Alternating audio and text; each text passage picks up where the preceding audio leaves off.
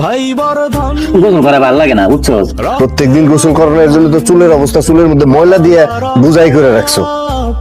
ইসলামে একটা কথা আছে, প্রতিদিন গোসল করতে হয়, পর পরিষ্কার থাকতে হয়। পুরা বেটারে গোসল করায় মনটা কয় প্রত্যেকদিন গোসল করতে আমার ভালো লাগে। তোর কোনো কাজে করে দেয়। এই যে পরশুদিন তুই কইছিলি বাজার করার লাগিয়া হেকে পারতো না, ফ্রিজের থেকে পুরানো জিনিস খাইতে হইব। তো চুলটা কোনদিন ধরছে, তেল দিছে, এখন কি করতেছে, শ্যাম্পু মারতেছে। সুমি, সুমি। কিসে জামাই এম সিলে করতেছে কেন? তুমি কি পাগল হয়ে গেছো? না আম্মা, ওই খাওয়ার জন্য ডাকতেছিলাম। খাবেন না আপনারা? আমরা খাবো না, আমাদের কোনো ক্ষুধা নাই। ক্ষুধা নাই মানে বুঝলাম না। আজকে শুক্রবার, আমার বন্ধের দিন, চিন্তা করছি সবাই মিলে একসাথে খাবো। তুমি তো বুঝবা না, কিন্তু আমি যা বোঝার বুঝে গেছি। তোমার কাছে আমি মাইয়া বিয়ে দিয়া অনেক বড় ভুল করে ফেলছি। আমি বলি কোন কথা আর আপনি যান কোন কথায়? আমি বললাম খাবারের কথা, আপনি তাই নালেন বিয়ে। বিয়েটা কোত্থেকে আসলো এখন? তোমার সঙ্গে বিয়ে হয়েছে আমার কতদিন হয়েছে? আজ অব্দি পারি না এক বেলা ভাত শান্তিতে তোমার সঙ্গে বসে খাইতে। তুমি কি করো? আমাদের সঙ্গে তোমার ওই পাগল ভাইরে বসায় দাও, আর ওর মুখের ওই একটু ভাত আমাদেরকে খাইতে হয়। হ্যাঁ, আমি কি রাস্তাঘাটের মাইয়া যে পাগলের একটু ভাত খাবো?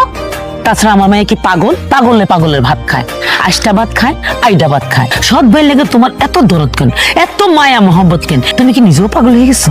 আমার যা বুঝার আমি বুঝে গেছি। তুমি কিচ্ছু বুঝো নাই।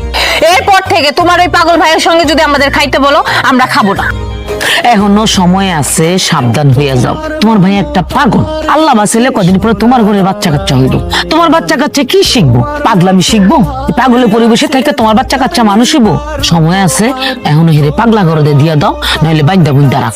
আমার ভাইরে নিয়ে আর উল্টাপাল্টা কোনো কথা বলবেন না। এই বাড়িতে আপনারা থাকবেন কি থাকবেন না আমি জানি না, কিন্তু আমার ভাই এই বাড়িতে থাকবে। আমার ভাই থাকলে আমি থাকবো, আমার ভাই খাইলে আমি খাবো। আপনারা মনে ভুলে গেছেন, কিন্তু আমি ভুলি নাই। আমার বাপটা মরে যাওয়ার আগে আমাকে যত সম্পত্তি আছে, বাড়ি ঘর যা কিছু আছে, সবকিছু আমার ভাইয়ের নামে লিখে দিয়ে গেছিল।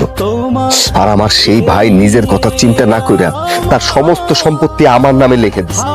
আজকের এই মানিক আমি দাঁড়ায় আছি আমার ভাইয়ের জন্য। আর কখনো আমার ভাইয়ের নিয়ে কোনো আজে বাজে কথা বলবেন না। দেখছো তার তেজ, দেখছো?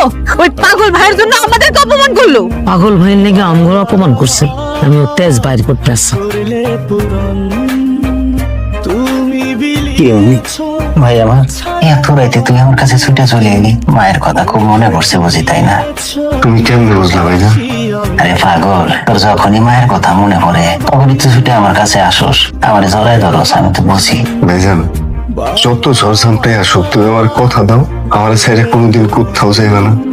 আচ্ছা, অনেক রাত হয়েছে, তুই যা ঘরে যা, ঘুমায় পর।